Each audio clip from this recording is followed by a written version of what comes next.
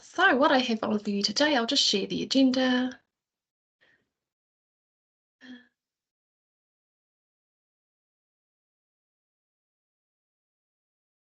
Cool. So before we welcome GUMZ, I do have a quick update. Just want to recap from last session. Also the so then we've got GUMZ at 10:15. After that, we've got a little bit of wellbeing with Coral.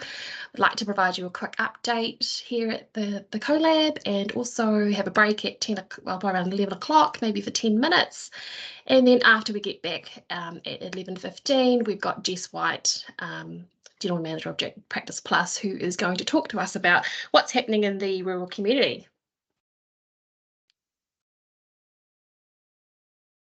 Oh, so yeah, just setting the scene. As you know, this is probably the second peer group of the year, peer learning group. I just wanted to quickly take the time now to set the scene and remind those who are quite new to these online collaborative peer learning. This is an open forum for all PHOs and general practice and community care organisations as well. I want to confirm that this is a safe place, so please be brave and speak up if you have a question or have something to add. I don't need to be the only one talking. Because this is a place for you all to get together and share your experiences and knowledge. So yeah, feel free to use the chat function or anytime, or send me a reaction anyway, or whatever you feel comfortable. I want to acknowledge you guys are all experts in your own way and right. You are the ones working at the in the community, at frontline. So the value in this is that you find solutions among your peers. And yeah, don't forget to share this invite to those you think you might benefit from that. So moving on, last week's session was about a deeper dive in the e-learning resources. That was the Te Reo Waitangi training, which was aimed to create awareness through the beautiful graphics, and also our revised telehealth modules aimed at clinicians who want to uptake telehealth in general practice. So the recording for that is available on YouTube and on the agenda that we sent out last week. If you didn't get that, please let me know and I can resend it. We are ahead of time, so I am just going to welcome GUMZ, who you may already met last year. He joined us at a peer session. He is Wanganui's Regional Health Network's registered nurse, community connector.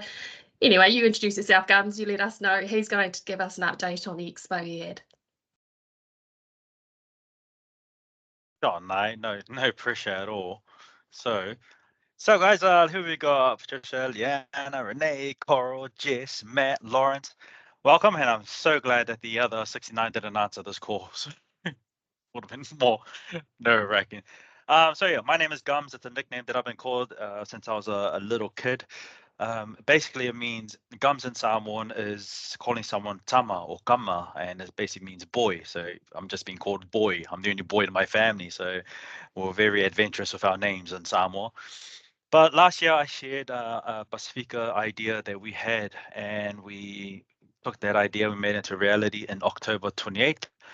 And I'm just gonna share what the basic idea and what was the outcome. As a community connector, we wanted to bring everybody together. If you serve the community and if you were aiming at, if your provider, if your organization was aiming for our PIs, I want you to put your face out there and put your face to your service and then deliver it, and we'll tackle the community like that. And this is what happened. I think it went well. I mean, everyone who's asked how did it go, I always say it's like your wedding day. You're the only one who's not enjoying it because there's so much going on that your mind is just everywhere except having the fun part. Well, for my wedding, that was. Now, let's go. So I'm guessing you all can see my screen there of the map. Sweet. I was trying to give you a little fair idea so that you have this, you can wait, this visual idea on how Wanganui is. This little building over here is was our venue. So this is called the Wanganui Springvale Sports Center. Hey, I thought it was something else. So what happened is that we utilized this whole building for our expo. So we had this little park area, We use that part, and I'll show you what we did exactly. And then this whole front line, this car park that connected to the building. So this was our venue. And we were very, very grateful that the council got on board and said, look, we like your idea, we'll sponsor you the venue. It's like, sweet, want to use that money and buy more food then. And here's how, this is the sports stadium. This is how this is the layout. So if you look from a bird's eye view, the stadium is cut in half. So there's a wall that comes right down here. And so it goes court 1, court 2, and court 3. If you go here, court 1, court 2, court 3. If you, this is where the field is, and this is the car park. So how did we transform this whole floor plan into something what we wanted? I think about 10 months before that, my wife went to a housing show expo, and she said they did this layout, and I really like that idea. So here's our layout. So if I just full screen this. So we've still got the stadium, and we had this idea that if we make it a snake-like approach, that means the crowd or our patrons have no choice but to visit every single store. So event entry is this car park. Now on the left here, I think I counted between 45 and 50 services who put their hands up and said, yeah, man, we'll come in and we'll come put up a store. We try to group them as much as we can. So obviously all the reds are health, the yellows is training or education. We got social and the greens. Youth support was a couple of services there. What was our brown? Our community groups was brown, so that's our stone soup, organized our kainga, which is our housing. The big green one is government support, so that's our police and our MSDs and our internal affairs. And then we've got education and so on. And then we got down here the outdoor stores. So outdoor, we had the boxing going on, so we had box fits going on, and that's actually run by a Samoan dude. We had the dental bus. We had Downers who sponsored our barbecue, so they were out. So at the entrance here, the first thing you're gonna have is that before you even get to the door is the barbecue. So it's like, sweet, let's get everybody happy. Everyone gets a free sausage sizzle. There should be no reason why you should be pissed off as soon as you enter these doors. So you're eating, so you should be happy. And so you walk in, these 3 brown tables here is your registration.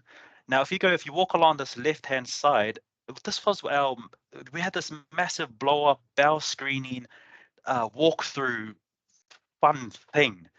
And it was a really cool way to bring everybody in, because then the team there got to talk about bowel screenings, cervical screenings. So this is the whole point. We were very fortunate to be partnered with Te Whatu Ora, who said, look, here's some money if you can do something together for vaccinations, and I'll get to that later on. But the first part of this court, which is fully closed off, is all about health. So I wanted that to be the main target when our people walk in, is that bang, you are hit with health, you're hit with our vaccination team, our before school checks team, hearing and visuals, smoke-free, public health, everything to do with health. And then when you come into this store, then your experience starts. I'm just going to show a quick photo about what it looked like, and I'll show that in the end.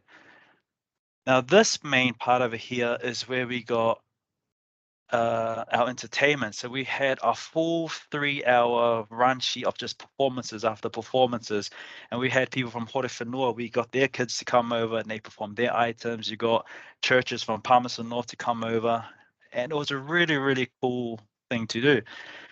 Now, the push to get people to visit all these services is that up here with all these flowers, it says you get 10 stamps from these services you visited. Write your name bottom here where this ticket thingy is, and you go into a prize draw. And we just had all these hampers, so everybody just went everywhere. And because the entrance was all of the health stuff, that's where a lot of them got most of their picks from, or got their stamps from. So which is really cool, because that means the criteria for getting the stamp is that you had to stop, talk for a good reasonable amount, and then you get your stamp. Not that, oh, hi, I got a stamp, okay, bye. Like it didn't work like that. Now to get to the more of the gist of everything that's happened is that, let me just put up my side. And yeah, you guys can ask questions later. You don't have to if you want to. Come on. I'm just gonna spit out some numbers that happened here. So I'm just gonna stop screen sharing this. And if you have any questions about our layout, please feel free to keep it to yourselves. All right. So let us spit out some numbers.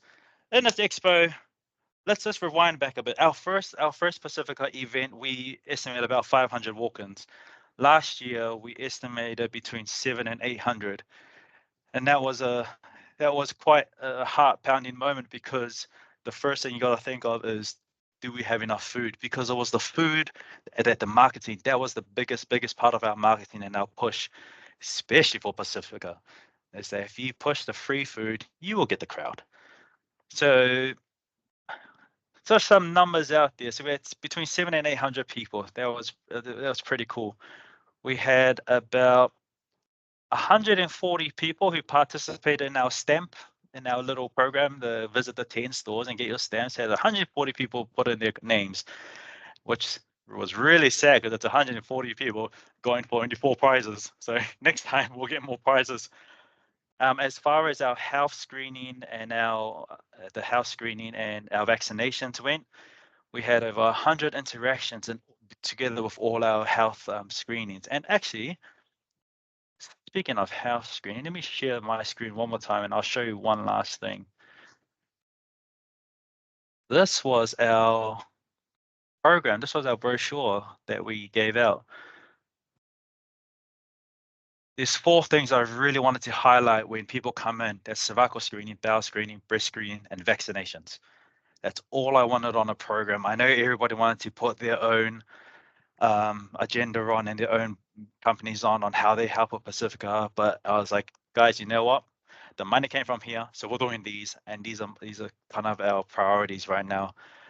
So it was aimed that these services was our number here at the network. So if they had any questions, our number was on there, and we had to really summarize all these points on what's on the website. So if you go into Health New Zealand and all these screening websites, we just had to really condense it, because that's a lot of words for something we're trying to promote. So those bullet points is the best we got.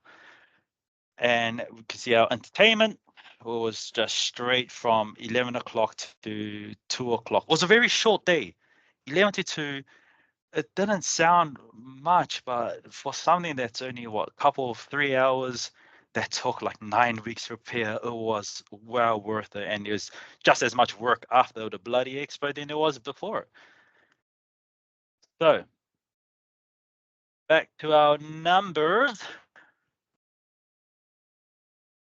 Out of the, let's just stick at 700. Out of the 700 people who attended, only 500 of them ate. We only catered for, we weren't expecting, we really weren't. So yeah, our caterer made 500 meals to give out, and that was very good. And that's why we had plan A with the sausage sizzles. I was like, if you're not full, go back to the start and do the expo all again, and then get your free sausage sizzle. There was a hamper. We had 4 gift hampers, and one of the hampers was actually sponsored by. It was a. Oh my goodness, I've gone blank. This is what happens when you get put on the spot. No, it's not MedTech. Anyways, they gave us these hampers. It was a lot of household items, fly sprays, Raid, toilet paper, laundry detergent. It was a lot of households. So that was really good, because our first hampers were just goodies, general grocery goodies. As far as our entertainment went, we had about between 80 to 100 performers on a day. And for something that went for 3 hours, I think we made history and memories. So there was a question that was asked before: how did vaccinations go? How did we do? Now, in a usual GP service, when I was working in the GP, we had about 15-minute slots, right, per vaccination. Let's say 15 minutes. In the 3 hours we were there, we did 12 vaccinations in our community. And I was like, wow, 12, is that all? That's not much. But then if you think in a GP setting, that's one person every 15 minutes. I was like, actually, that's bang on. And as much as we didn't get the increase of numbers, it was the really proud moment was the interactions that our team did with all the walk-ins. So it just all starts, and we always hear it in a clinical session, it always starts with a talk. And as long as we plant that idea in their heads to say, hey, look, we're always around, come and see us.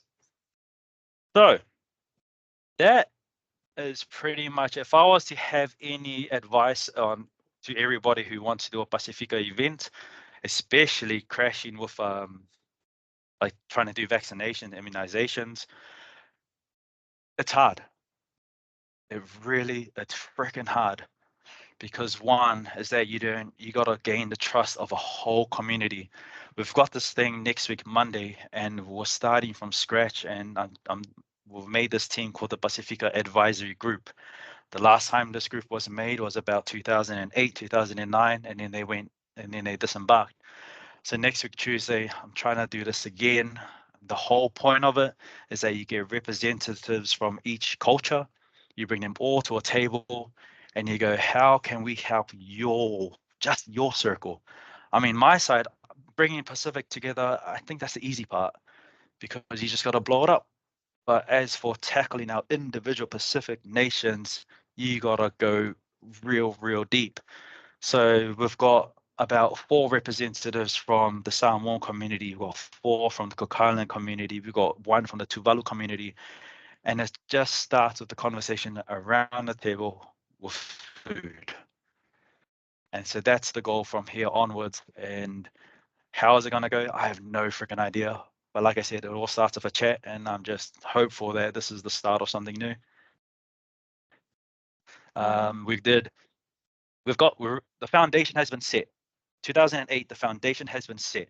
I've got given every single document and minutes from 2008 to 2009 when there was a Pasifika Trust for the whole community. So I've read every bloody minutes there is, and the really heartwarming feeling is, can we take what our elders had envisioned back in 2008 and can we continue that right now with our new generation? And speaking of new generation, we've got about 3 or 4 members from the youth, from the high schools, to be in this Pacific Advisory Group, because I'm just sick of us oldies speaking for what's best for our youth. So I want to just bring them here and just let them voice for themselves. So that's how the expo went. This is our vision for the future with our Pacific community, and hopefully we stop seeing these bloody stats going down on how crap we are as a freaking population. It does really piss you off that you go to all these seminars and talks and you see stats and you're like, what's new? The goal from here is what's new is that the Pacific community is leading the way. That's what you want to see. But it all starts with a talk and somebody with a big mouth. And do they have that person? Maybe. Kia ora, GUMZ, very inspiring. I think myself and a few others who will watch this recording, I think that's tautoko you and the team. That's amazing. And I think the move to creating a Pasifika advisory group with the multiple Pasifika nations, I think that is actually I've never heard of it. And I think that's quite exciting because you're acknowledging that there's so many other different circles, within the circles. And you're also going generational. You're going to the young ones and you're giving back to the community. And I think that's good. I think that's quite a good approach. Yeah. Does anyone have any questions for GUMZ before we move along, or any sort of stuff they'd like to add or ask about further? I did. Hi, GUMZ. Hello. I know that I think I spoke about this last time, but we had a Central Otago Pasifika Christmas function just before Christmas last year. There was about 320 people there. And I remember thinking at that time, man, this is such a wasted opportunity because, as you've said, there was so much food and so many people gathering together for Christmas. We had representatives from so many different countries because in Central Otago down here we have lots of the Vanuatu boys here for fruit picking, lots of people, all of a sudden a massive New Caledonia community down here. We've got really varied Pasifika community for such a south remote area. And I thought, man, it's such a wasted opportunity because there was nothing about health. There was nothing about well-being, anything like that. It was a celebration for Christmas, but what you're doing inspires people because it makes me think, how can we get more involved in that area? We don't have a GUMZ in this area, so that's a problem to start with. But That's a blessing. Yeah, yeah, I know, because sometimes I think when you come onto these peer sessions that you're talking and you think, I don't know if this is what you want to hear, but it does inspire people. So yeah, thanks for coming along. And it's made me think, man, I need to talk to people like MMA and Reese from Well South and go, you guys need to be here, and what can be done next year. So thank you. Thanks for spreading the love. Patria, did you have something? I was just going to ask, because you did the vaccinations on the day and you were doing quite that drive in the screening area. So were you did you make connections with, some of those people from the community, and then do you follow up on that to like get them in maybe to get more screening or vaccinations kind of at other stages, or get them linked in with sort of other services? So the beauty of our vaccination team is our team here behind me. So we do have an outreach team. So when they get all that info, they follow up like crazy, because you got all these new families coming to town, like Leanna was saying, you got these visa workers, and you got to chase up the kids. So I hope that answers your question, that the team we work very close with. In fact, I don't know if this is relevant or not. Yesterday we were asked by a kindergarten Pacific team, and they said, hey, do you guys have any money to help us fundraise? We're trying to fundraise to take our team down to Auckland. Now, these are kindergarten teachers, a Pacific kindergarten group. There's about 10 of them. They said, we're going down to Auckland. There's all these ideas that we want to bring back to Wanganui. We just need some funds. So I went to our vaccination team and our before school checks, and I said, look, this kindergarten wants some funding. But here's my I'm thinking, if you guys need to go into that kindergarten to chase up all these kids and parents and stats, why don't we do a give and take? So in a perfect world, if I go up to them and say, yeah, we'll what's it called? We'll pay for 2 people to go, but in return, can our team come in X amount of times a year to do a full-on checks? So that's the easy part, and the blessing is that a lot of our outreach and our our screening teams is right next door, and that helps me a lot, and that saves me just going to run around the whole town trying to look for a team. So there is a huge follow-up process with our side, and they do an amazing job, and I wish to never be in that circle. I could never do that part. That sounds amazing. And then, yeah, that's about everything until the next stupid idea we have for the community. It's not a stupid idea. It's a big idea, and it's good. It's inspiring, like Leanna said. Thanks. Awesome. GUMZ, you're welcome to stay on. You don't have to head off, but if you want to stick around, you're welcome to. You're like, I'm off the hook. I'm out.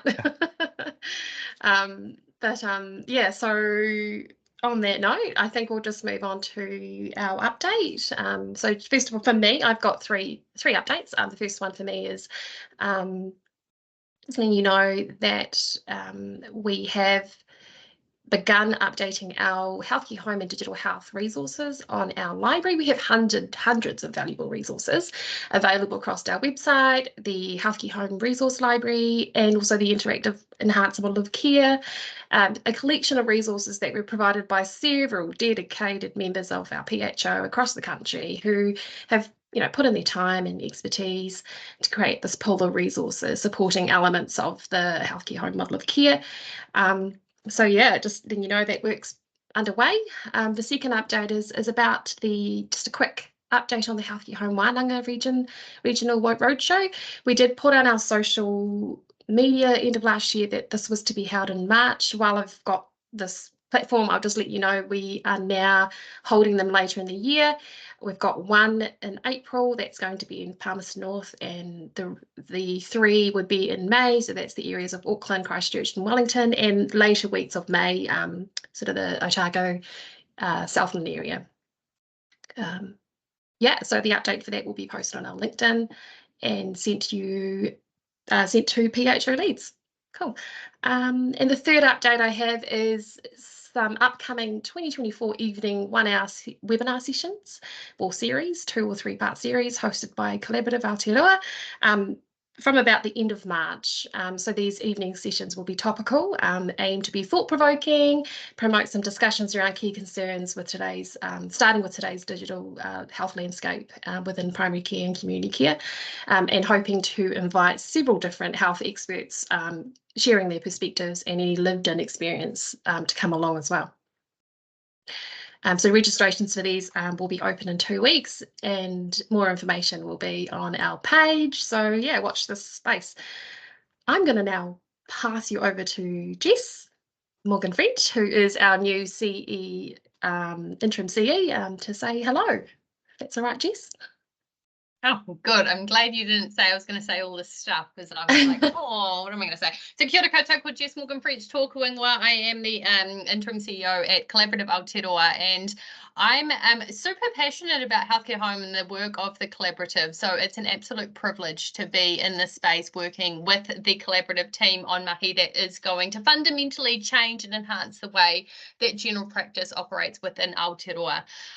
When I started to think about kind of general practice, and over the weekend I was doing a little bit of reading about what is it that we need to do within our sector to bring it to the next level. What are those things? How do we evolve as a network?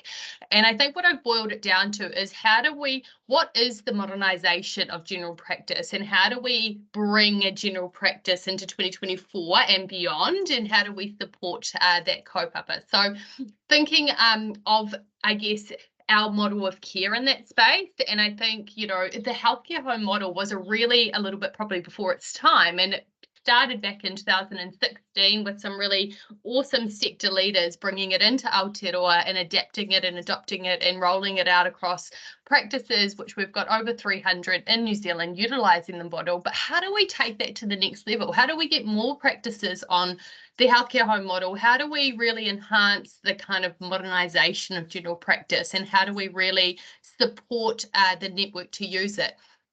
One thing that has been triggering for me over the last couple of days is I've been writing a PMAN's article for their newsletter that goes out later this month, is around our model of care has 38 characteristics, which can be kind of hard to digest if you're like new to practice management, or like you've just come into this space and you're like, oh my gosh, 38. So I've been kind of looking at it and gone, if I was a practice manager today and I was stepping into this space and I didn't have a healthcare home, what would the 5 characteristics be that I would absolutely adopt and need to adopt to ensure that I could survive the crisis in which primary care in New Zealand is currently facing?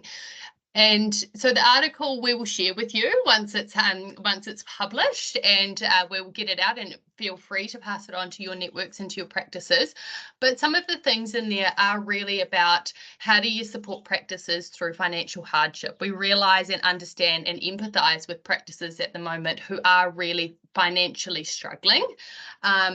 We are hoping, and all of our fingers and toes and everything across, for the AS3 update and release to be, which it should be later this month, announced with the percentage increase of the contracts come July 1.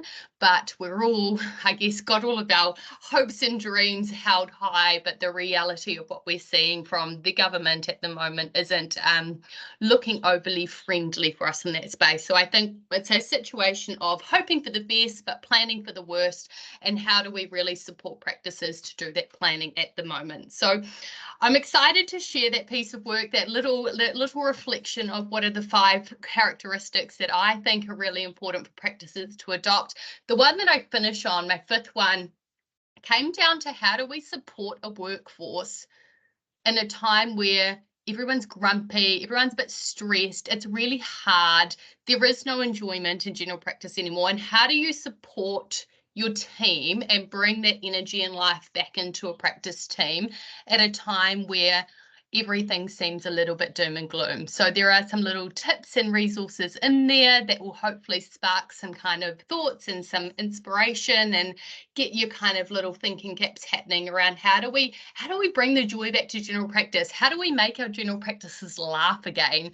How do we have those really strong connections within the care team and ensure that we're all working together in a really collaborative and supportive way? Because that's the only way we're going to get through this next period and time of general practice in Aotearoa. So those are some of my kind of initial thoughts. We do have a couple projects on the go.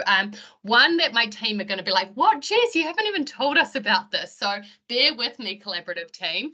I have been in discussions in the last, I'm going to say 12 hours, because it was late last night and it was early this morning, with a couple of our PHOs around paramedics in general practice. So we're quite acutely aware that general practices are recruiting and employing paramedics across the country, and how brilliant. Like, they bring a skill set that we've not had before in general practice. They are agile, they do acute care, they do all of these things. And I'm yet to hear a disaster story of a paramedic coming into general practice. It's all been quite collegial and it's all been very supportive. But the piece of work that we're really interested in diving into is around how do we support paramedics in general practice. So they have been trained in an acute setting and they're really good at diagnosing and assessing patients in an acute way.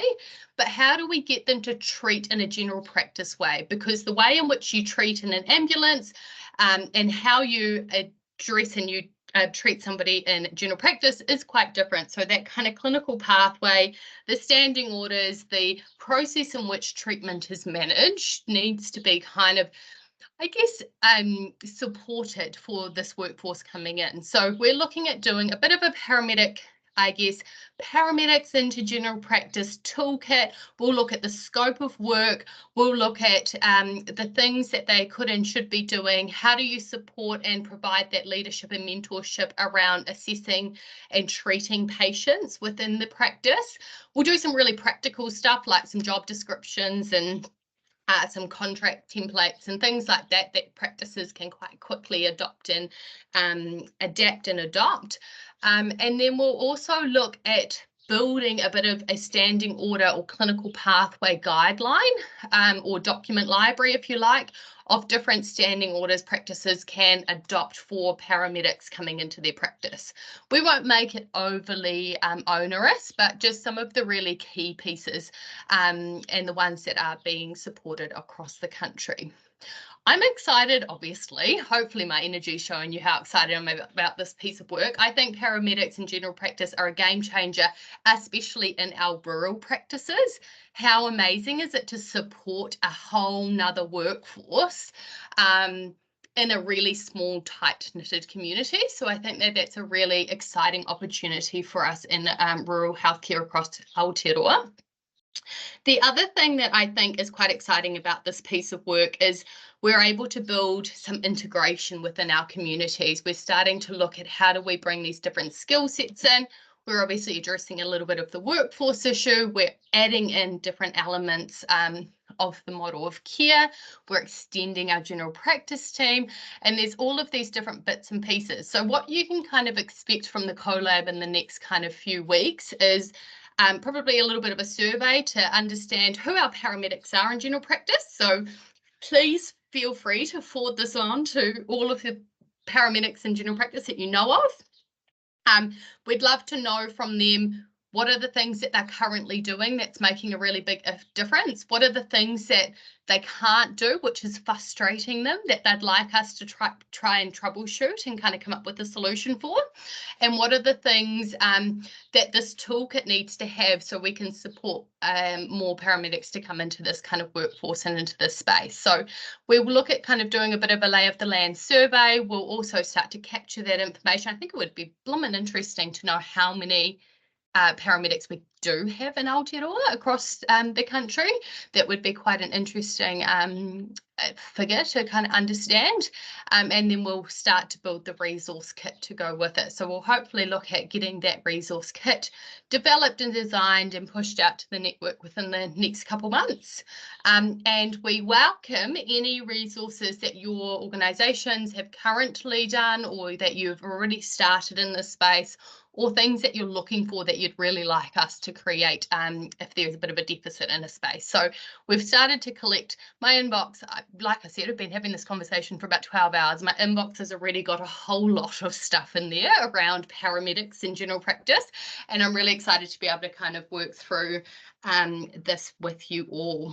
The other couple things that we're excited, well, I'm excited about, and I hope the team will get excited about, is around how do we support with better financial modelling. So I think Pati brought this up at the last peer leads meeting or peer group meeting, was that spreadsheet's a little bit outdated. I don't think it's been updated since 2001 from memory.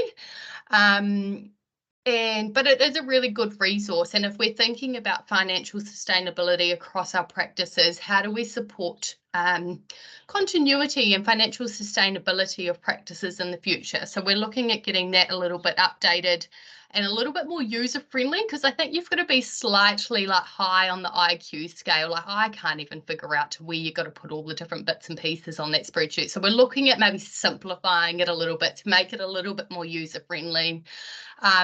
Maybe even like a mortgage calculator on the, on the bank website, where we can just have it on the website and you plug in your numbers and it spits out the outcome.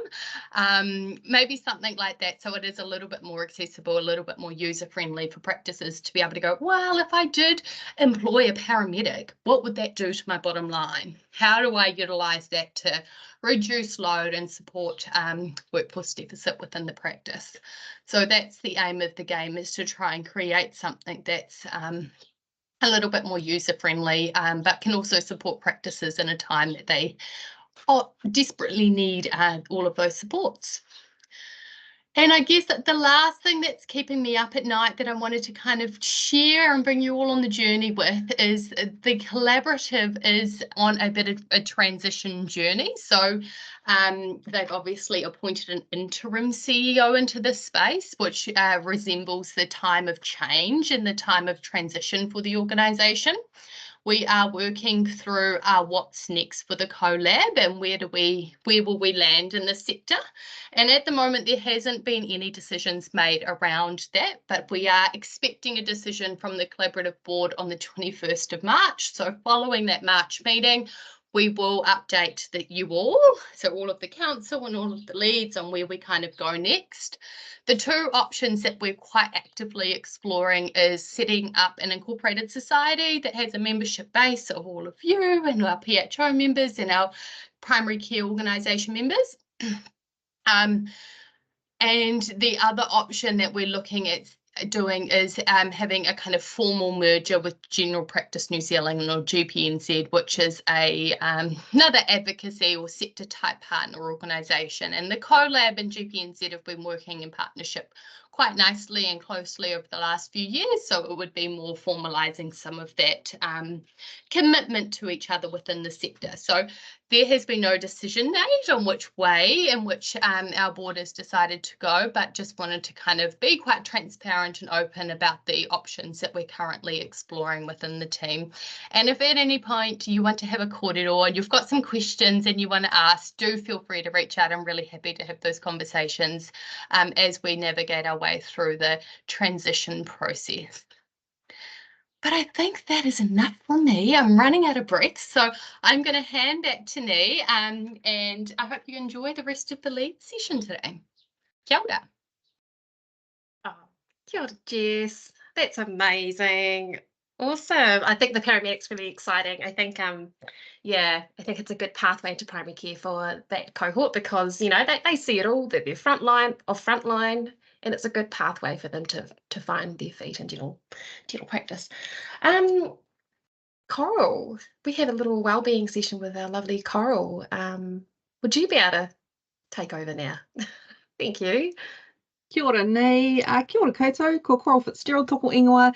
My role at the Collaborative Aotearoa is as change leader. I've just, before I jump into my presentation, just a quick, I've also got a request for information around collective impact. So one of our international colleagues, Sylvia Chu from the Tamarack Institute, is compiling examples of collective action work that's happening across on a global scale. And so a couple of her colleagues in the Collective Impact Forum, which is an international group, are wanting to understand what's happening in different parts of the world. So for Aotearoa, we're really keen to understand, in addition to the mahi that we do across our Collaborative Aotearoa, we also want to find out what are some of the community CI pieces of work that are happening that have either a local or a regional or a national focus. So those collective impact initiatives could include things that have a diverse group of stakeholders. They're typically multi-sector, and they tend to have a focus on system change or program improvement to impact a large number of people across your population. So I've already started gathering a few examples, and to give you some practical ones, the likes of Equally Well, so then that national initiative focused on achieving physical health equity for people that experience mental health and addiction issues. So that would be one. Another one across the Te Tihi arena in Mid-Central, the Ora Connect, which brings together community organisations and resources to create healthier communities. So the request would be, if you do have some examples that you can think of either in progress at the moment or have been historically from your corner of the world, it would be amazing to send those projects through to me. Either pop them in the chat today or contact your PHO lead, or give me an email of any details for that over the next, probably in the next week or so would be ideal, and I'll pop my email address into the chat for reference. So kia ora. So on to, you're kind of going, what's this about frogs? So I'm just going to share my screen.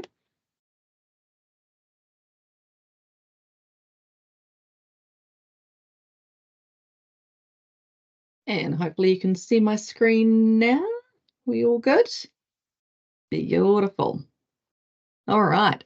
So this is about eating the frog first. So I love this topic because I need to practice it a lot more as well. So and I'd love to share some of the insights that I've had over the years of knowing this philosophy.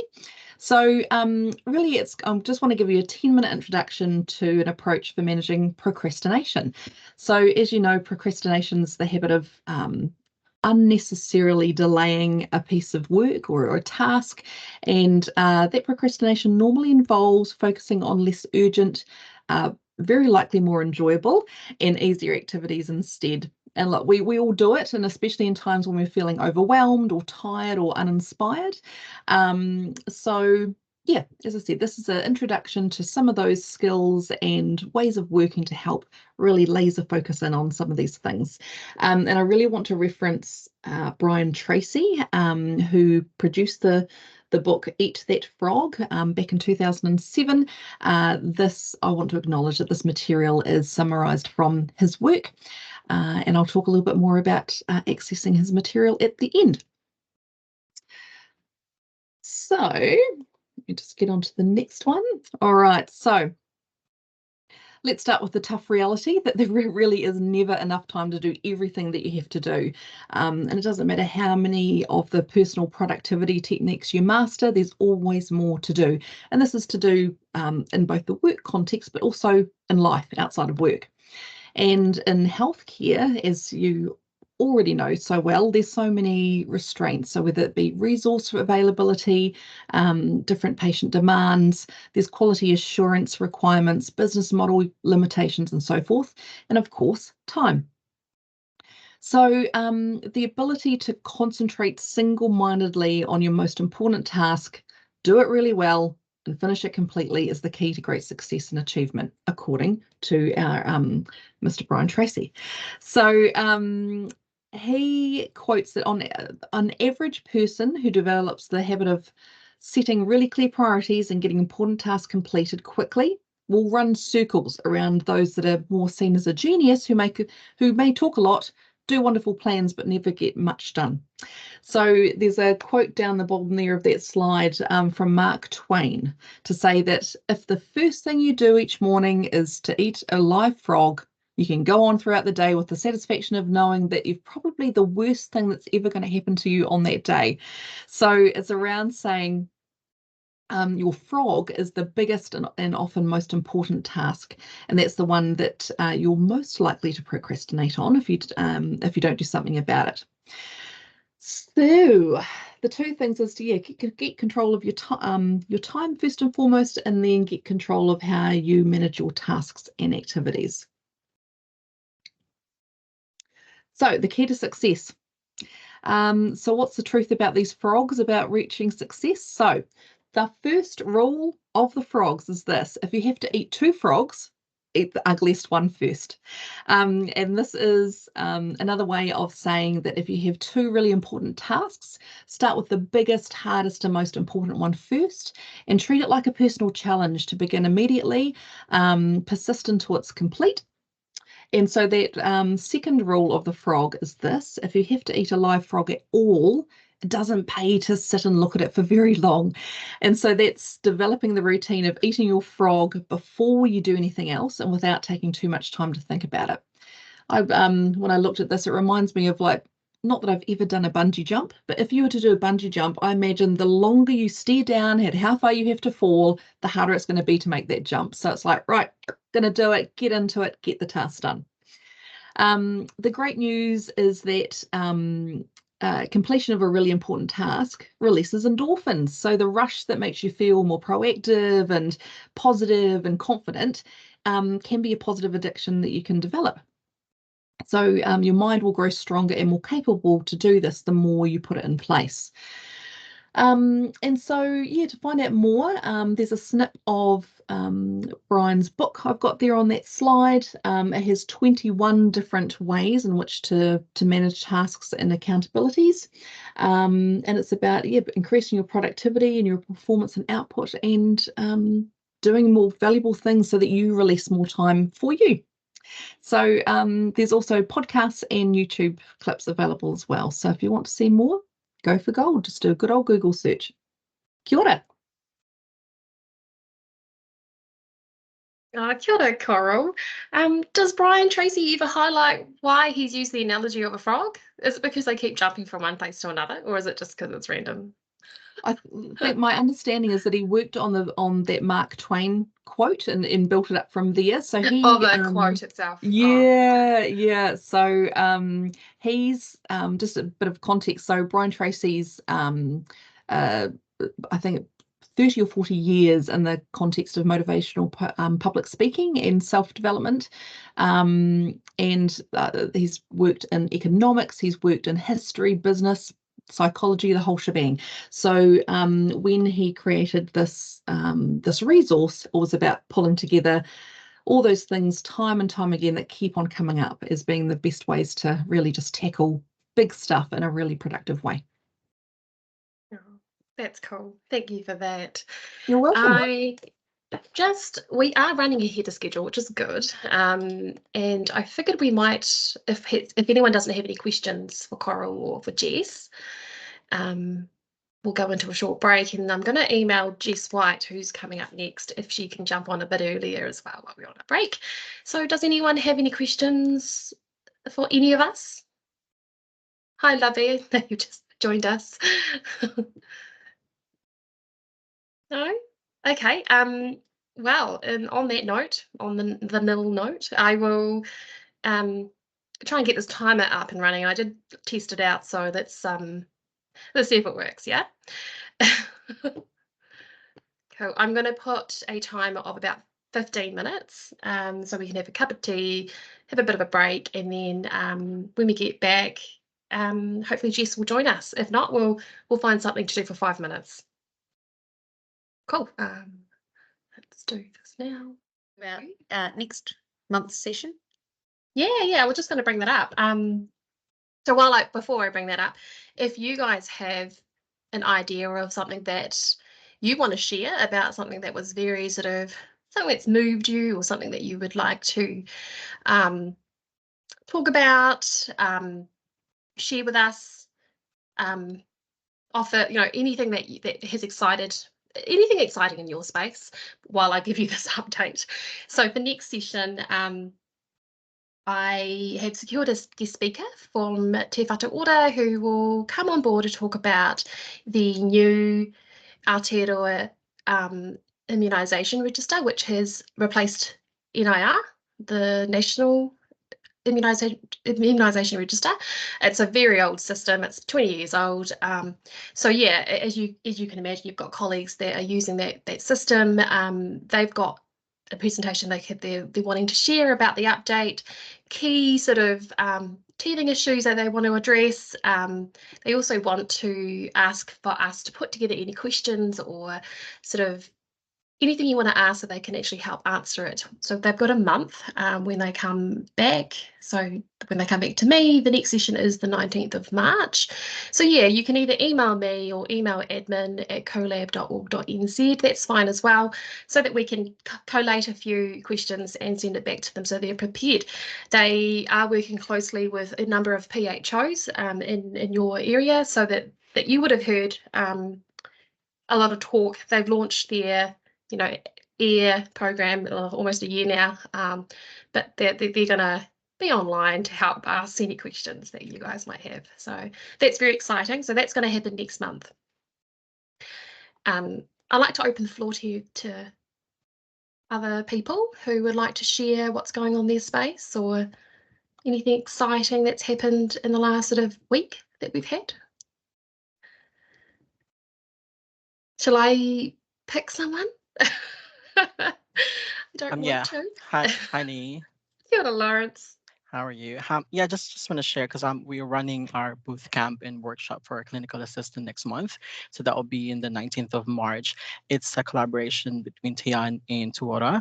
So you guys have new clinical assistants joining us in this workshop. So it's a good opportunity for our clinical assistants and Tuoras to to have a kind of merge in the in this space. And going forward, we plan, me and Amelia, we plan to have our peer sessions done in one go for both networks. So that's kind of exciting, really, for us. That's cool. That's really exciting. I heard that you guys are putting together your own little boot camp and been in touch with Shelley, who's the long-standing clinical assistant at Lighton Group Medical here in Johnsonville. Yeah. So good on you. Also, what Lawrence and I had done sort of a few days ago is we attended the Healthcare Home 8th year celebration at Tour de Compass Health while Lawrence was on leave, and I thought that was very committed of him. But it was a very, very lovely evening, showcasing clinicians and dedicated, staff across that region about the extensive sort of support that they have been providing for the community, and they're thinking out of the box sort of work. So if you guys are keen to read the 7-year reflection booklet, it's available on their website. If you guys want to have a look, get some inspiration, there's a few stories in there about the paramedics. I know that particular network has about four different paramedics. Be interesting to see what you think. Have a read about that, and also clinical assistants as well. So you'll see a little bit about Shelley and her work as well. So yeah, that was a really lovely evening. As Collaborative Aotearoa, we gave them a little koha just to say thank you, as being one of the sort of first, one of two, I think, PHO leaders in that space. Does anyone have any updates they would like to provide or share, or any concerns that they feel they want to raise? Morena, can you hear me? Morena, lovey. Yes. Morena. Aroha mai ki tai mai I tēnei hui I tēnei ata. Apologies for my lateness this morning, and then I think I did strike it quite well though, going into a break, so I could quickly go and make myself a toasted sandwich. So thank you for that. So I just wanted to just talk about some of the areas that we're working on at the moment, and they're really the foundational components of what we're trying to really achieve, and that's around health promotion and promoting at the real core and front line, and so to our whānau. And so what we're doing as part of a wahine order project alongside a number of Māori NGOs is promoting at some significant events in Christchurch. So looking at the Polyfest coming up in March, looking at Coral, the Real Talk hui that's at Haiata. So again, you know, captive audience, and then the Waitaha Regional Kapahaka Festival, which is at the end of April. So just looking at promoting, you know, health, well-being, and some of it will be, you know, again, a lot of the ideas that come out of the collaborative, you know, the use of virtual, you know, clinical support, you know, like really encouraging whānau to really, you have another think about that just because it didn't work that other time. So, you know, like really just having good, encouraging conversations with them. So that's that part. And then the other part to it is, you know, the wahine order, you know, possibly, you know, screening. So self-screening at some of these events, if we have, you know, appropriate places where that can take place. But we're better. I mean, we miss so many opportunities when we go to events, and they're amazing and they're lovely, and all of our captive audience are there, and yet we could be, you know, talking to them about what, you know, what is eligible and what they can have, and then the other part to that is that we do have a little bit of putia, a little bit of money, so we're going to see if we can incentivize some of that. So some of it is, you know, getting a better understanding, but also if you take up this opportunity, there is something in it for you. Yeah, it's the way of the world. I mean, we could say that we should just be able to go out there and spread the good word and everyone will come. That doesn't happen. And but what we have seen, particularly in that COVID vaccination space, by incentivising it, actually does bring, you know, our whānau in, you know, to the places that they can receive this health care. So that's some of the big piece of work. Yeah, it does take a little bit of kind of connecting in with, you know, the providers and then the NGOs, Māori providers as well. But yeah, we're hoping for some good things. We're hoping for some good things. So that's a big piece of work that we're looking at the moment. Thank you.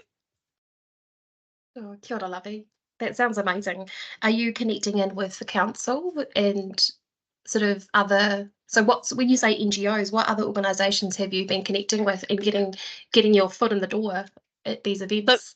So mostly they are the Māori providers who we have a relationship with already, or they may be some of them are the providers of certain contracts. So part of it is that we're just working together on it. So they might have been there already, or they might not have been. And so mostly our women's health contract holders in that Māori space, and then our another organisation works with our tamariki, so our little children and families. So immunisations, again, another one, having good encouraging conversations around that. Yeah, so those are the most of the, and most of the relationships have already been built. Yeah, yeah. So there's already Cool. a, you know, nice relationship that exists. Mm. Does anyone have any other thoughts or questions for Lovey? It'd be good to hear if they're, you know, like Joe, you're in Wanganui, is that right? Yeah, so if there's, I know that, I mean, you would collaborate a bit with the Māori providers, you know, like, yeah, any tips or anything like that? I guess it is just going out and not having big expectations, but, you know, like just inviting, you know, whānau to come along and hear. GUMZ would probably actually be quite a good person for you to touch base with, Lovey. He did speak earlier, and unfortunately you. Okay. Yeah. I will I got your email? I think I have. I'll flick you his should have. email. Yeah. Okay. Yeah. Apologies for that. So yes, No. that would be great. Thank you. It's just coincidental, actually, and a Yes. good coincidence. Yeah, GUMZ came earlier to talk about his expo that him and his team had put together.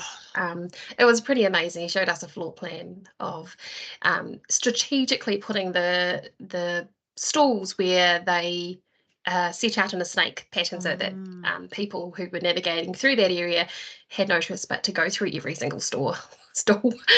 He did say that there was a bit of a sort of oversight with food. He maybe didn't prepare enough because they got about 700 to 800 people walking through, and he was really good. Would anyone be interested in if we got a copy of that floor plan and maybe we post that on our library? Yeah. I mean, this is recorded too, Nee, isn't it? So I could go back and have a listen, Joe, to his kōrero. I mean, and even without hearing his kōrero this morning, I mean, all of that makes sense. Like, I mean, I know doing health promotion events in the past, and you always reflect on that, you know, like we should have set this up, didn't have enough kai, all these different things, and of course you learn from it. So it will be very interesting. I'll go back and have a look at his presentation. Thank you. Yeah. But you also, I mean, I will give you his email anyway, because you might have some other specific stuff. So thanks, Joe. totally. Thanks. Thanks. Awesome. We do have 10 minutes of our time, so I am just trying to rack my brain, be honestly here, as to what we should do. If anyone in the team has any ideas, like please speak out. Jess unfortunately is running a bit late, and very, very excited to have her come on board to talk about what's happening.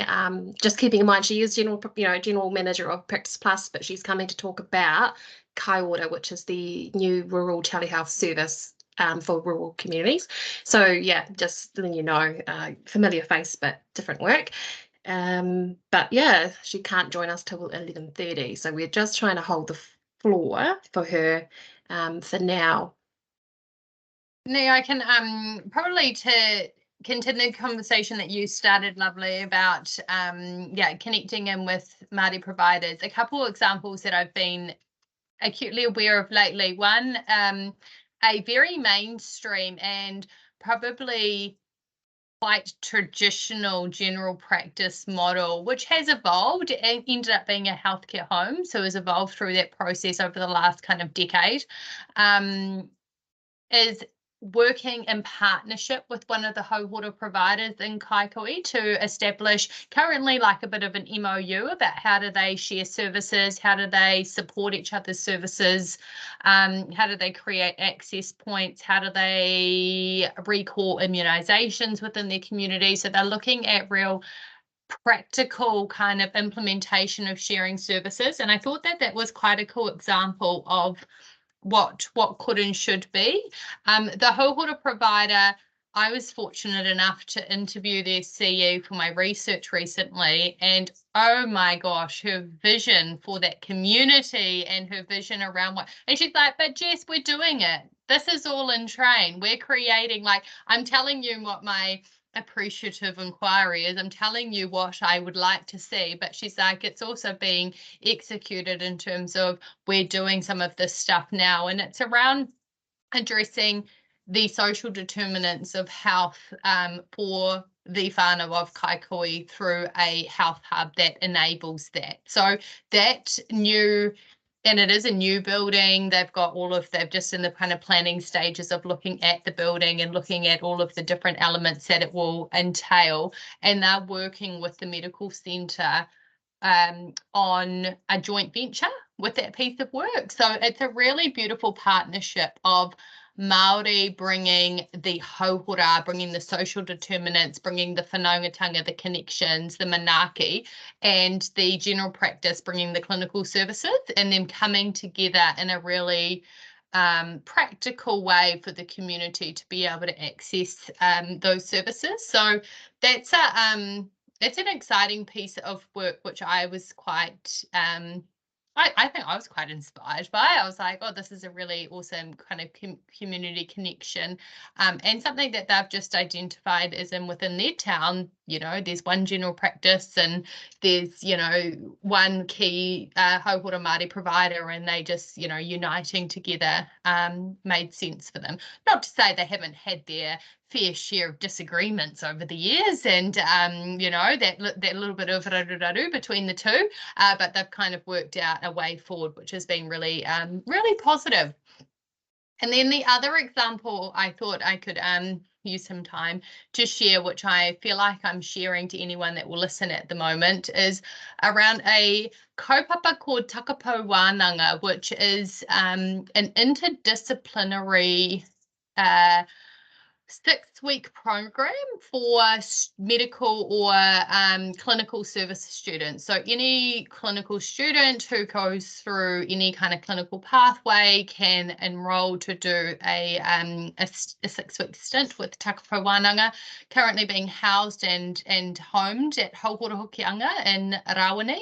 And the students come and they live on site for 6 weeks, and they are midwives, they're nurses. There was a radiologist there last week when I was over there. There's medical students, there's all of these different interdisciplinary students that come together, and they wānanga for 6 weeks. They do their clinical placements, because let's be real, you've got to do your placements to get your credits and, tick your boxes for the university. But most importantly, they go and they connect with the marae, they connect with the community, they go out. The day that I spoke to the students about social determinants of health and the wellbeing wheel within the healthcare home model of care. But after my kōrero, they were going out into the mara, they were going out into the garden for the afternoon to plant rongoa and to learn about rongoa, and kind of really get their hands dirty with some of the life nature of gardening. And then that evening they had a dinner with all of the emergency services within the area. So they had the fire brigade coming and the police coming and the ambulance people coming, and kind of bringing that connection. And that's just one day of a 6-week course for these students, where they're really exposed to the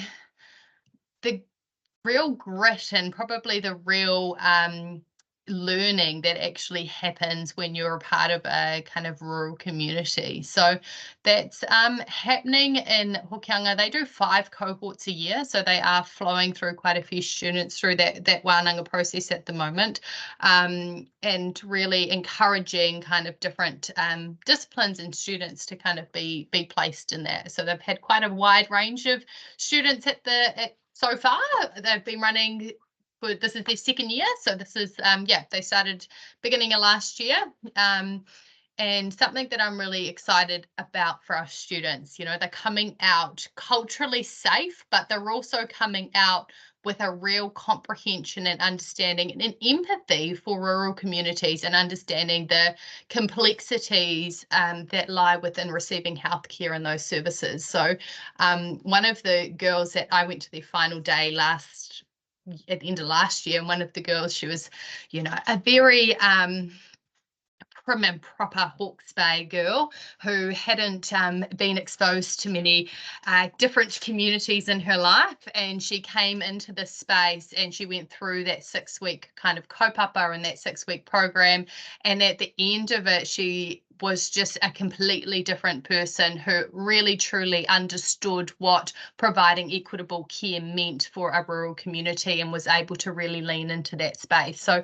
some really transformational learnings that have happened for students over that period of time. So if you're ever in the Hokianga, come and experience the Takapau Wānanga. They would love to have you there, but it's an opportunity that we need to figure out how we scale across the country, because it is something that all clinical students really should do.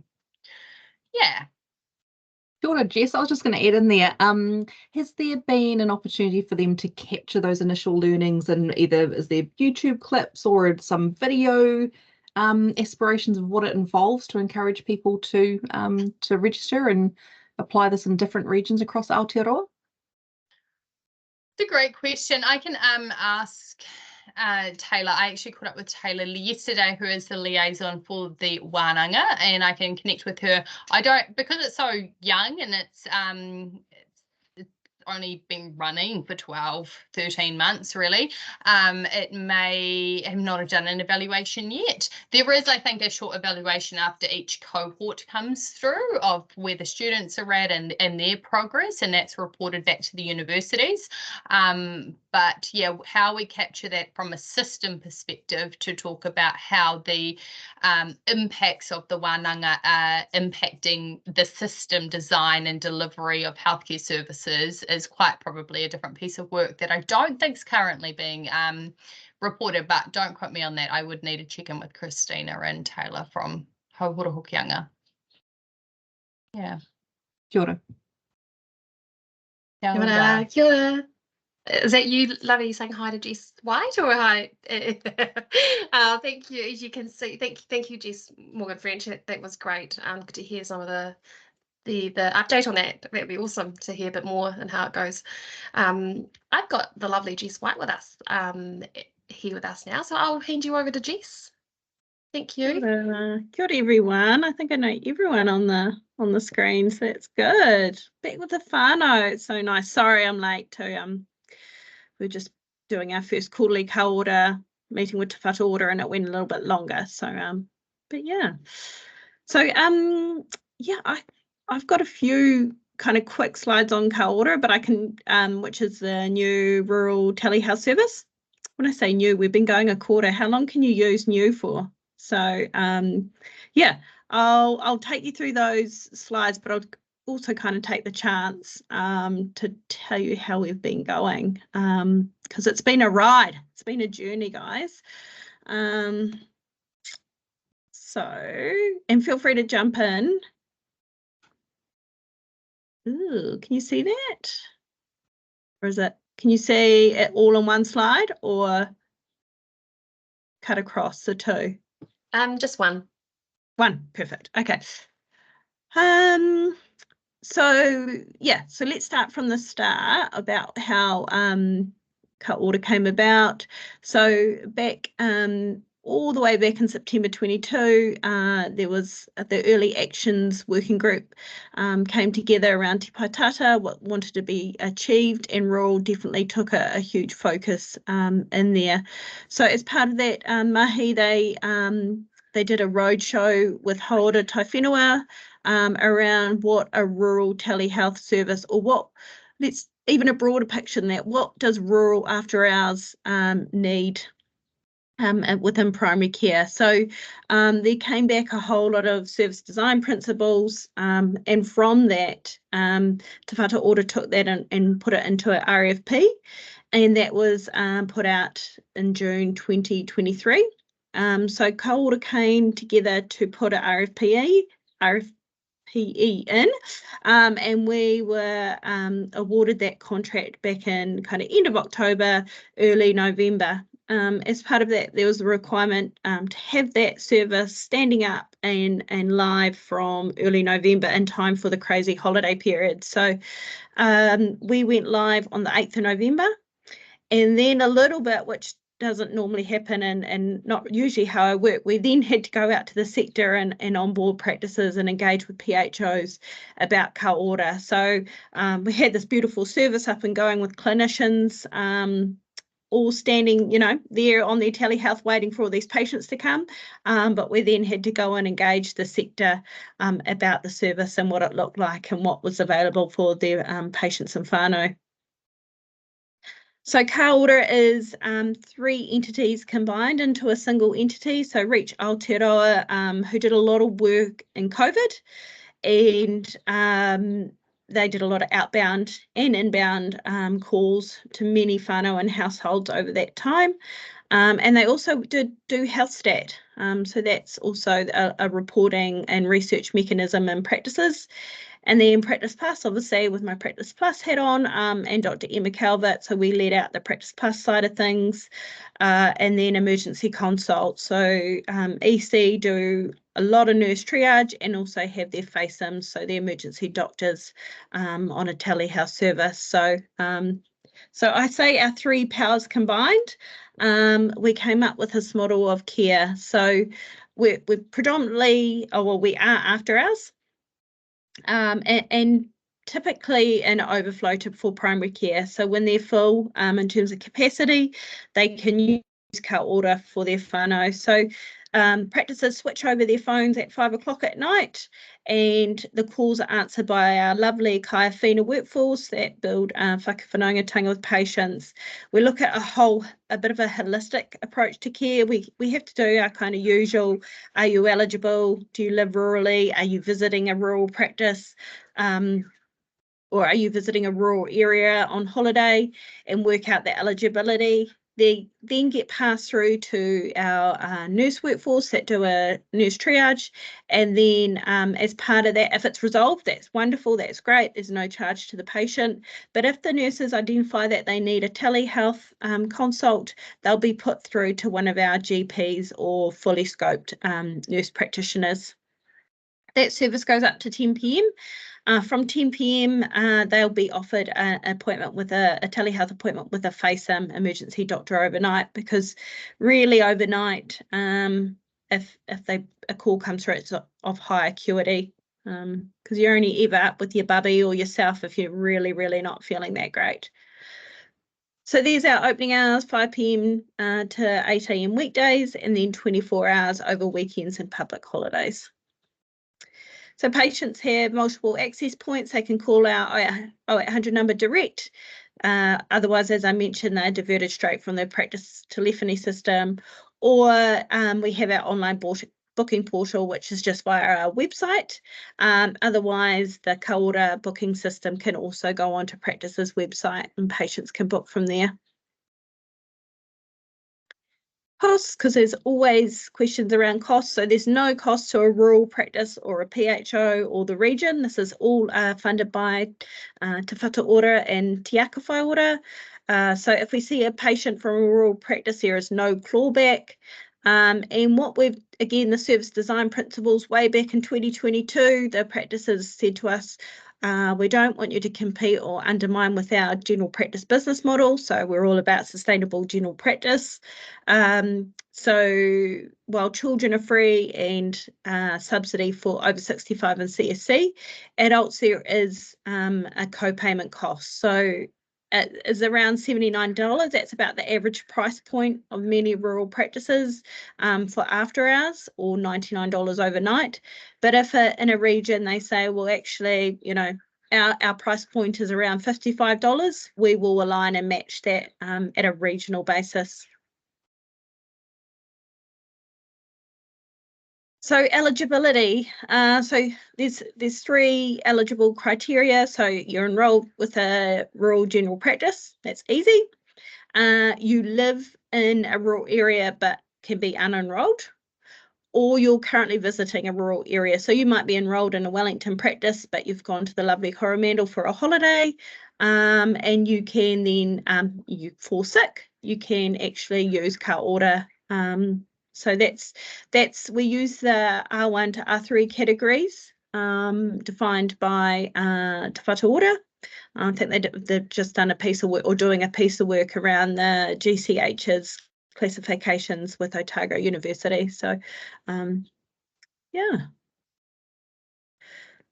So service principles, I won't go into this too much. We can do an NHI and NES sync, so that allows us to identify where the patient is enrolled, so that the notes go back to the enrolled home practice.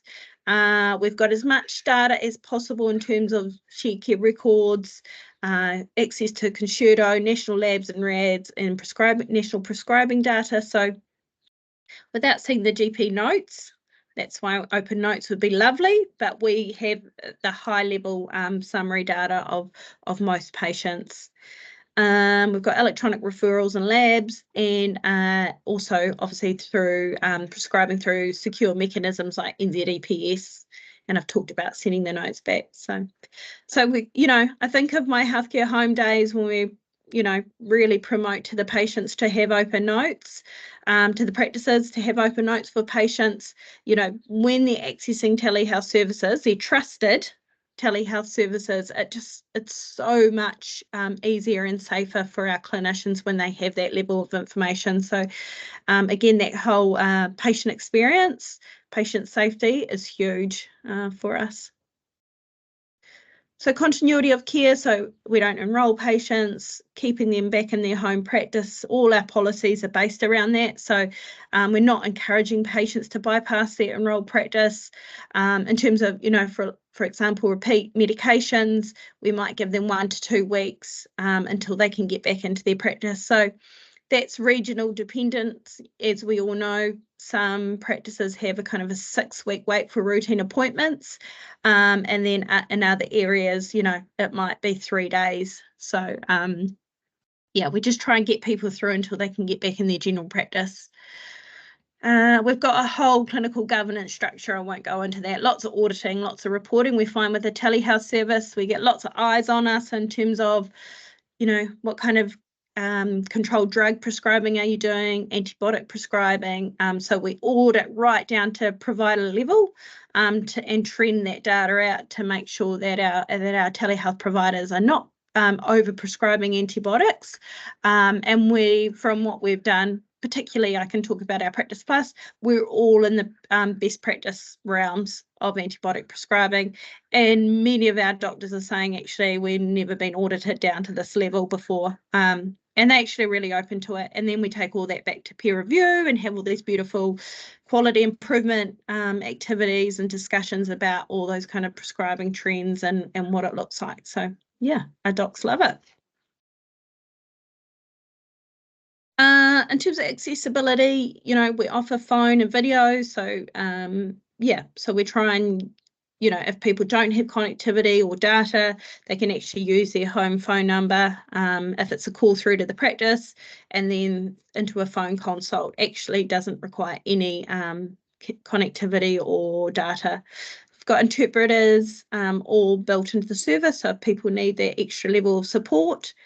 This is a big one for our clinical director. So our service is not about, she calls it kicking the can down the road. So we're not saying to patients, actually, here's a little bit of advice and triage, then you have to get into your practice, because we just know that's not possible for patients to then be able to try and get into their practice the next day. So if we can resolve it, if we need to do investigations, we will do that step in the care pathway for the patient and get them as much down the care journey as they can until they can get back in their practice.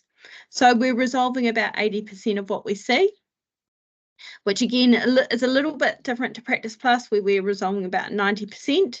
We find with our rural population, they're lovely, resilient, stoic. They only really seek care when they really have to. So yeah, so it's slightly different and lower resolution rate. So I shouldn't say lots, a higher level of what we call P1s to P3. So they're our priority, a high acuity, come through co-order than what we again typically see in Practice Plus. So big on partnerships, so both with general practice, but also really trying to build a wider picture of care for patients. So what pharmacies do they have in the area? What Māori and iwi services do the practices refer to that we can also tap into for whānau, and again, using our kaiwhina workforce in the space. So again, really trying to provide more of a comprehensive package of care to a patient. I shouldn't say package, but a wider service delivery. So the more information our practices can give us about what's locally in the community, the greater patient experience. Into onboarding, but yeah, we've got a whole onboarding package. It's pretty seamless, to be honest. Practices are just contacting us. We can get them fairly quickly into the service. It takes a little bit of time from their end to flick the phones over. So they have to work with their telephony providers. So again, a good telephony provider, what we encourage in healthcare home means that they can fairly quickly turn their phones over to us. We've got a website where people can book direct. Yeah, and we've got some lovely QR codes. So just trying to make it as easy and seamless as possible for both practices to onboard, but also for patients to connect with us. It's me, Jess. Kia ora, Jess. Jess, you had a question before, is that right?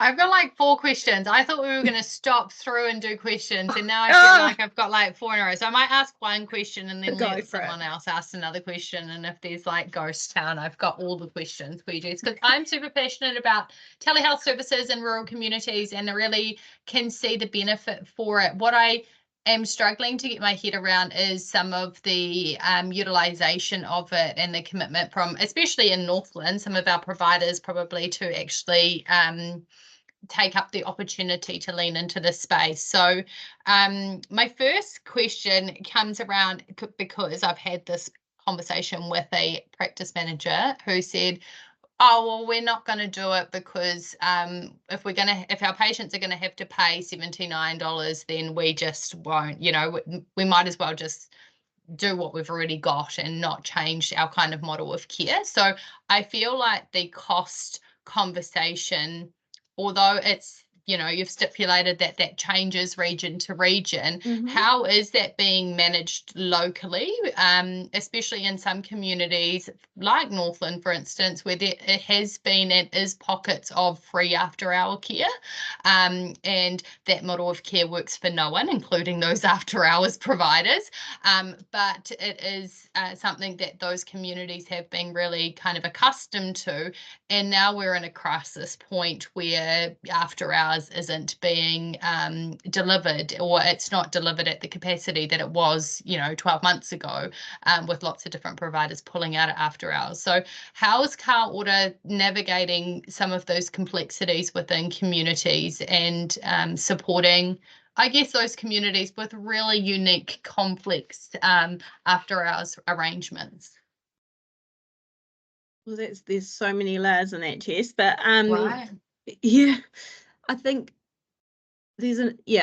so when I think back to when they did that Te Paitata Roadshow, the practices were really strong about not creating adverse incentives in there to jeopardise their business model, because none of us want to see general practice go down the Googler. So we have to balance that versus the regions that do have funded after-hours care, and Northland is one case.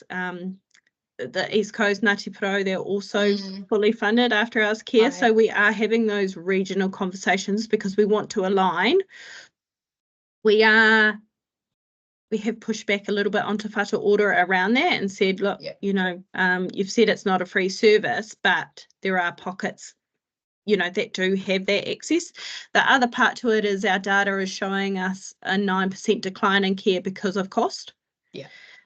And we literally just came off that conversation where we said, well, what do we do about that? Because we don't want to be shutting the door to people on cost, but we also are tied into this contract. So to be honest, they've said it's early days.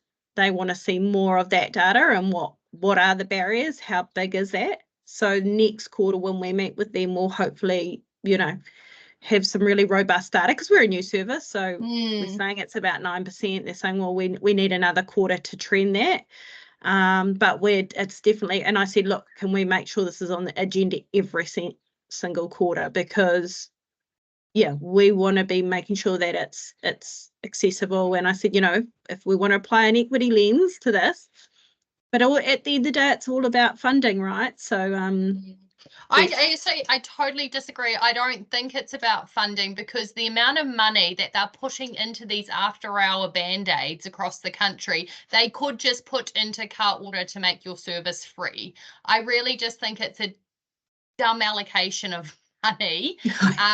Of commissioning. A prime example of that. We took a solution to them 3 years ago and said, hey, here's $125,000 solution, fund it. They refused to fund it. 2 years later, they're having to pump over $400,000 into a solution there because they didn't fund a $125,000 solution 2 years prior. And I just think we really need to push back on some of Te Whatuora's thinking around commissioning in this space, because it's really narrow-minded around the now, and it's actually they're not taking into account all of the other funding that they are putting into the accident and medicals and the rural hospitals to actually stand up some of these services after hours, because the after hours in primary care after hours is falling over. So I really struggle to digest that it's a funding resource issue. I don't think it is. I think it's an allocation of resource issue. And until we can kind of get that message across to some of our funders and commissioners, I think it's going to be a real battle for us. But we're fighting that fight for you, Jess, because we know that primary care can do it a lot cheaper and a lot better. And I think there's this dynamic. Again, I'm speaking quite openly, but there's quite a dynamic when you are commissioned nationally versus what's happening locally. Yeah. And there's just probably haven't got that synergy quite right. Yeah, I don't know if you're experiencing this in the sector as well, is that, locally they are funding all of this, and we're saying, well, if we can use some of that local funding to put into the national pot or into this service, we can then align and match it. So, but the two aren't quite talking. Yeah. So we're on that journey with them to kind of say, then we can be providing free care to these regions that are used to it, and so it's just thinking a little bit differently. Love that. That's cool. I'll let someone else ask a question before I come in with my second question. I just have a comment to make as well, and I mean, similar to both Jess and Jess. I mean, that's a bit confusing this early in the morning, but anyway.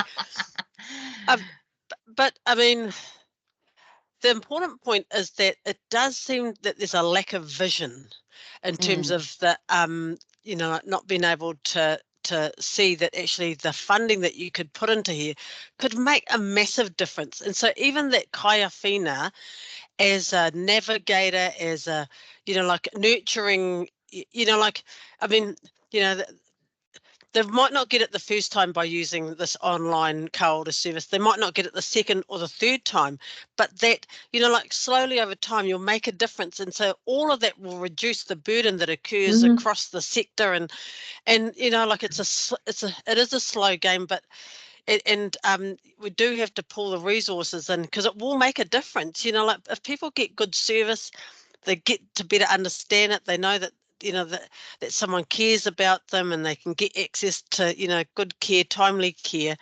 It will work. It's just that like there's a little bit, they'll fund it for this short period of time, and then we'll take it away. Here's the next new something on the board, and it's like, but if we'd given it a bit more time, that could have really worked. And I think the beauty in this is that kaiawhina being able to really navigate our whānau into like having that good environmental scan of the different areas and who can help and who can support. Just the question I do have is around what stops patients themselves from using Practice Plus, which is a cheaper option. Is she there? I think we've lost Jess there. She's frozen in the frame. I wonder if she's She'll be back. Yeah. She'll be back. Yeah. But I just because see, Practice Plus I think is 69 or 68,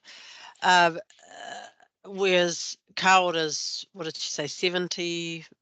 Yeah. 79. Yes, I mean there is a $10 difference. So that was my only question to Jess, like, because it did get asked. So when we were talking about ka-ora, someone has said, well, what's the difference?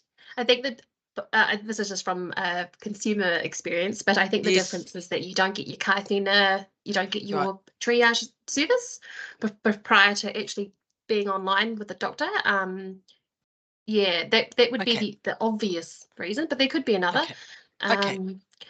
So you get direct access to the clinician rather than going through a two-phased approach. Okay. So you pay more. That doesn't make any sense. You may pay more to have a more complex journey. In Practice Plus, you pay less to have a direct access to the clinician. I don't see it's a really, really interesting question.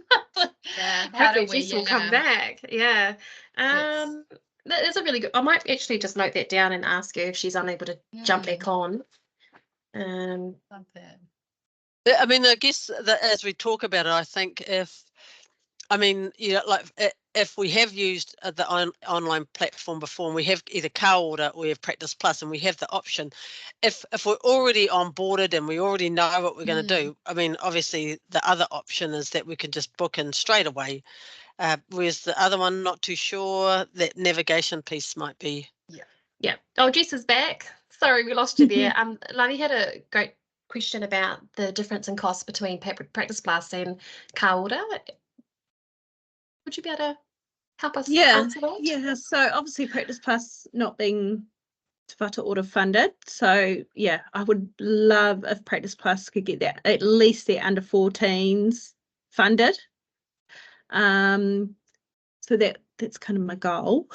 And obviously we in Practice Plus we reflect the $19.50 CSC. Now that's a loss leader for our service.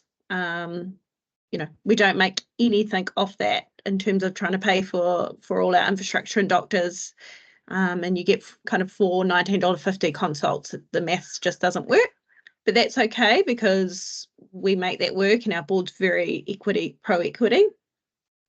And then the other one is obviously the difference is the over 65. So again, it's $19.50 in Ka Ora and we charge the $68. So just like general practice, yeah, depending on your level of funding and what your costs are, there's always going to be different service costs or service. They're not even co-payments because we don't get capitation, you see. So patient payments. But yeah, we're working on Practice Plus being able to get potentially even some local commissioning so we can bring those costs down. So but again, $68 compared to now what they're paying in an urgent care facility. So there was a discussion about, you know, why is it about $10 different going to Ka Ora if you have the option of Practice Plus and you're you know however old you are. I think you did mention about how you still charge for $68 for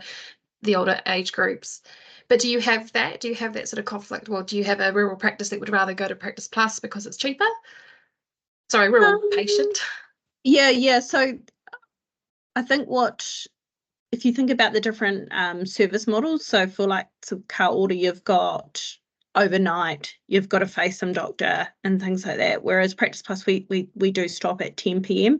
So what I think Lovey's probably more we've now kind of got this hybrid model of many of our urban practices on Practice Plus and our rural practices on Ka Ora, and so it just brings a whole nother complexity for patients. Like, and for practices, am I going to use Practice Plus? Am I going to use Ka Ora? So the other one is with Practice Plus, and what I say to the rural practices is you never stop being able to access Practice Plus. You can pick and choose. So again, the difference with Practice Plus is they can actually use us during the day. So we're open kind of between 8 and 9 a.m. most days.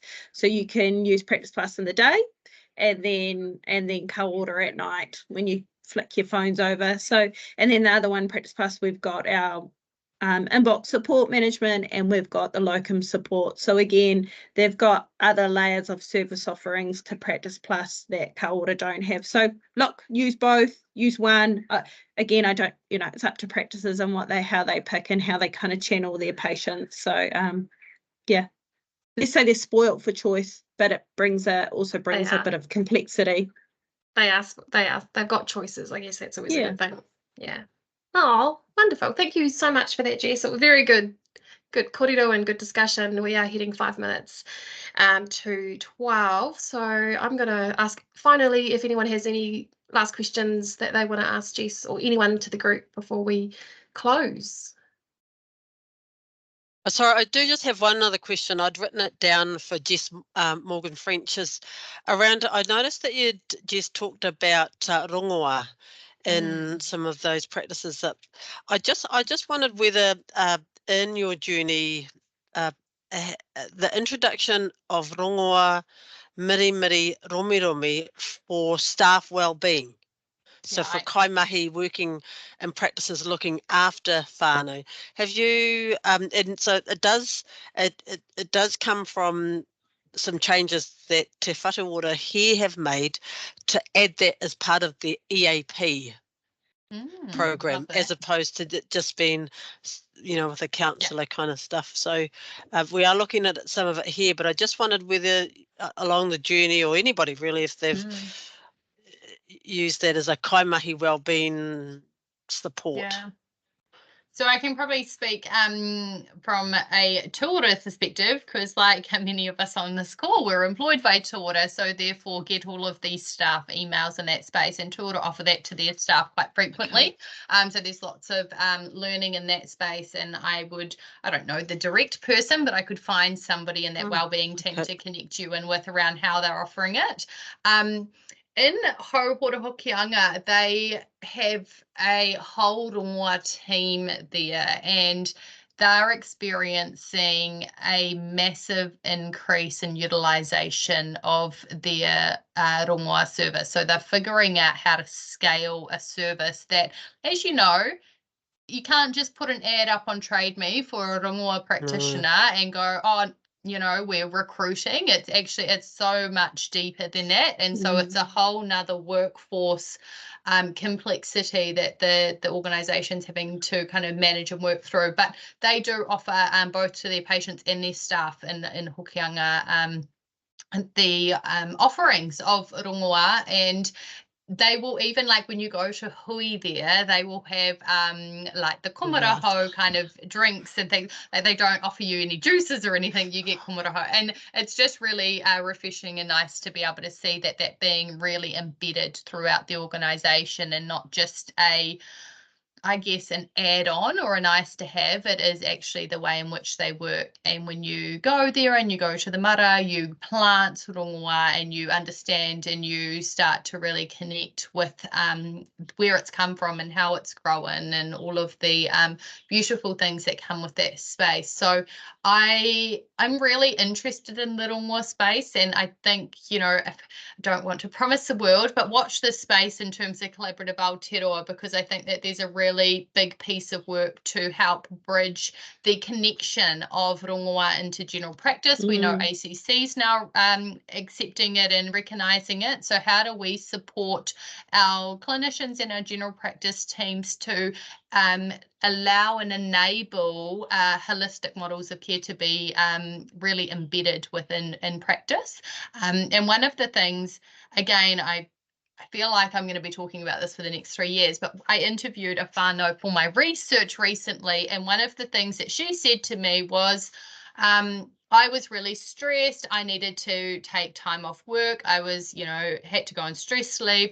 I went to my provider and they offered me miri. I had an hour with the rongoa practitioner. I had miri. I went through this process and I went back to work the next day, because what I needed was some time for me. I was stressed because of me. And I think that there's a really big impact that rongoa can have to our people and to our communities without having, like a long-term care plan. It can actually be short interventions as well. So watch this space. I'm really keen to see how we can support it in general practice, and then, you know, what works in general practice works everywhere else. So we'll get that working and operating for PHOs along the way as well. But really keen and excited about the utilisation of rongoa across our network and into our practices. And you said we saw that model working beautifully when we went on the study tour, the Collaborative Aotearoa study tour. So we'd written that up, and that when we went to Canada, that model working like it's not side by side, it's literally integrated, where that kind of Western model versus, you know, and the Indigenous model in general practice. Nice. Gold. Yeah. Kia ora. Thank you so much, Jess White, for coming in, having a chat with us about what's happening in your space. It's good to see your face again, and thank you everyone else for your contributions. It's awesome. I will just close us off now, and see you again next week. Sorry, no, next month. He karakia whakamurutanga ko ngā nui e tēnei, ko papatua nuku e tā koutou nei, kia te rangi Māori e, ki runga e tō tātou mahi tahi, hui e, taiki e. Tai ki e. Hei Kia kona. Ka kite. Ka kite Kia ora. koutou. Kia ora.